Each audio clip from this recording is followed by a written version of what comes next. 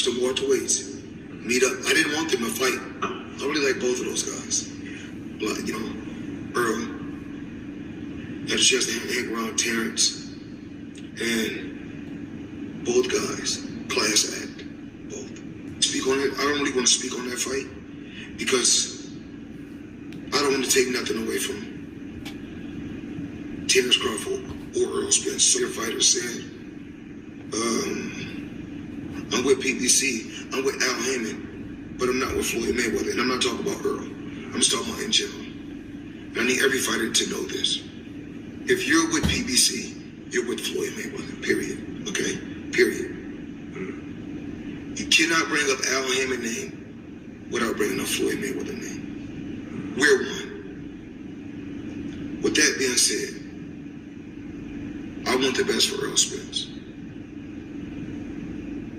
So, if I was training him or I was in his corner, I don't think he should be fighting at 147 at all. Those are the words of Floyd Money Mayweather as he gives his take on Errol Spence and him fighting at 147. And he states that they shouldn't have fought. And my take on it, my counterpunch, I think what Floyd was saying is that Errol Spence shouldn't have fought Terrence Crawford at 147. Now, that may or may not have been true. Okay? The only way that we're going to know if it's true or not is if Errol Spence fights Terrence Crawford again at 154. Errol's a tough kid. He's going to bounce back. He's been flipped out of a car that got flipped over 17 times or so. So he's a tough kid. He'll recoup and he'll bounce back from that beating or that defeat, right? So if he comes in at 154, if he comes in stronger, if he comes in with a better performance, win, lose, or draw, it doesn't really matter. If he does better overall at 154, he may have a point. But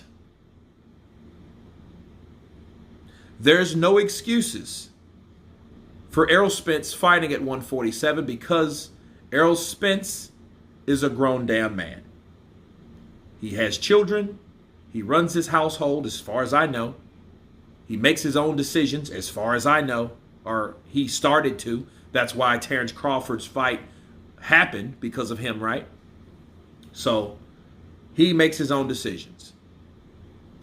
So nobody could have told him to do something else but him. Okay, so he, like he said, and he told the world, people, that he chose to fight at 147. He chose the weight class. He didn't want to catch weight. He didn't want some like 152 catch weight so he could have a better chance of rehydration and proper strength levels in his body to perform at a certain level. Okay? He decided 147. He was the A side, so he got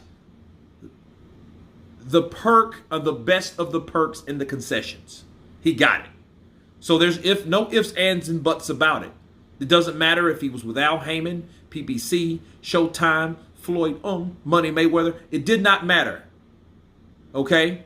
Floyd is letting you know that he is side by side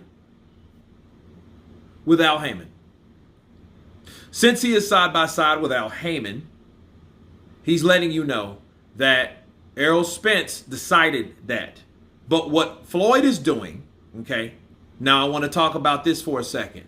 What Floyd is actually doing is he is stating that Team Spence made a mistake by accepting or allowing Errol Spence to make the decision to fight at 147. And my thing is, why wouldn't they? He's the unified WBC, WBA, IBF, welterweight champion of the world, unified welterweight champion. Why wouldn't he fight at 147? He's defending his crowns, okay? Those are 3 separate crowns and 3 separate obligations all at the same damn time because he holds them all. So why wouldn't he fight at 147? See, this idea about catch weights, okay, it's only a catch weight and I see how people do it, but then catch weights can be whatever it is. That's why Canelo Alvarez fought Erislandy Lara in 2014 at 155, and it didn't affect Lara's WBA championship, which he was the super welterweight champion at the time.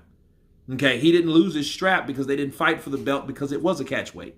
So by that own logic, it wouldn't matter if he did fight him at 152, it wouldn't be for the belts. That's the whole point of fighting at 147 because it's for all of them, people. It's for every single belt at 147.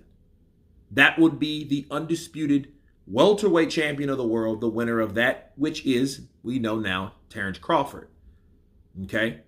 Round 9 TKO, stoppage. So, Floyd, he's talking about, commenting on the corner of Errol Spence. Well, obviously he didn't call the shots with Errol Spence.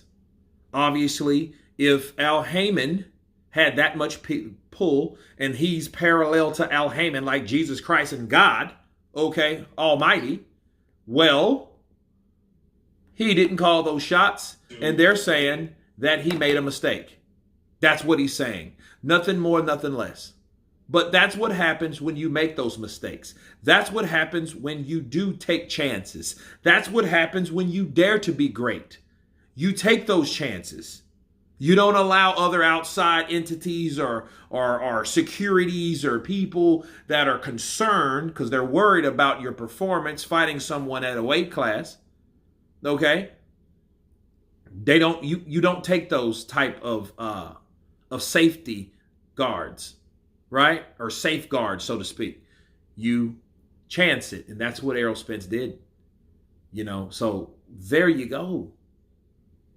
But again, like I said at the very beginning of this video, we will know if they go to 154, but it won't be for undisputed.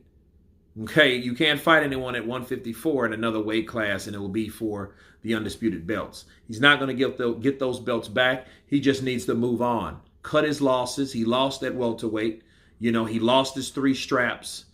He lost to a superb, great all-time fighter, Hall of Famer. He lost to him. Okay?